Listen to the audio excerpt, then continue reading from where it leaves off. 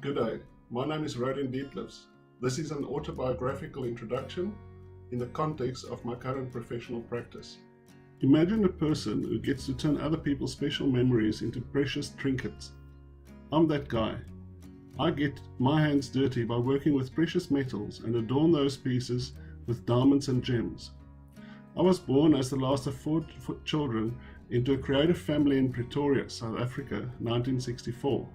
My mum was an operatic soloist and dad, a school teacher, was a practical man who could fix and make just about anything with his hands. My sister became a professional artist and academic in Cape Town, while I followed my two brothers to become a jewelry designer and goldsmith. As a master jeweler and computer-aided designer by trade, I have enjoyed a colourful career with many highs and a few profound lows to balance the mix.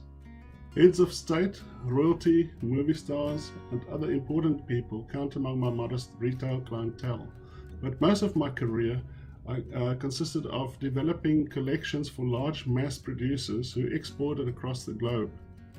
This wide scope of experience allowed me to specialize across several disciplines within my vocation as a goldsmith, such as wholesale and retail consultation, range development, model making, reproduction, wax modeling, classic techniques and crafting, and since 2005 also computer-aided design, CNC milling and rapid prototyping.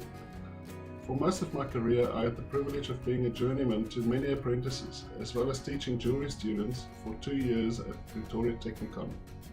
After migrating to Australia in 2008, I became more and more aware of the reluctance by studio jewelers to embrace computer-aided design and manufacturing technology. As workshop manager and head jeweler at one of these businesses where I worked, I was puzzled by the initial resistance to digital technology and even after introduction, the reluctance to embrace it for its full potential. Jewelry and other crafts have a long tradition of craftsmanship, which makes it more difficult for practitioners to consider new technology, which requires such a steep departure from the established practice.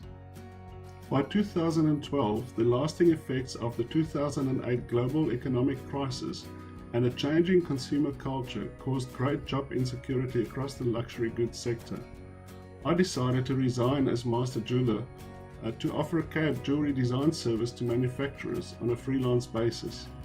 At the same time, I enrolled for the Graduate Certificate of Creative Industries at Central Queensland University.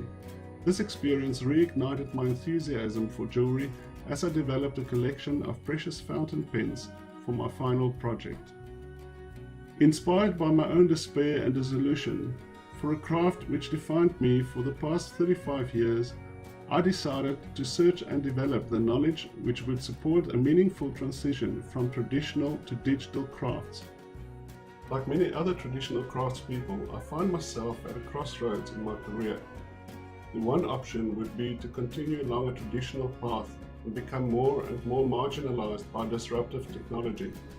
The other option would be to embrace it to its full potential. The digital paradigm presents a very different environment where digital skills rather than vocational identity would be the denominating factor. How would craftspeople navigate to this new strange but wonderful world?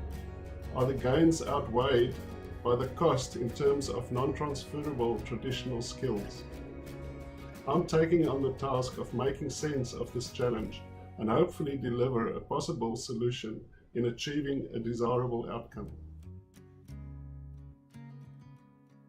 As the shock of being invited onto the DCI program wears off and we are getting settled in, the task at hand to make a meaningful contribution of knowledge to my field of practice looms intimidatingly over me.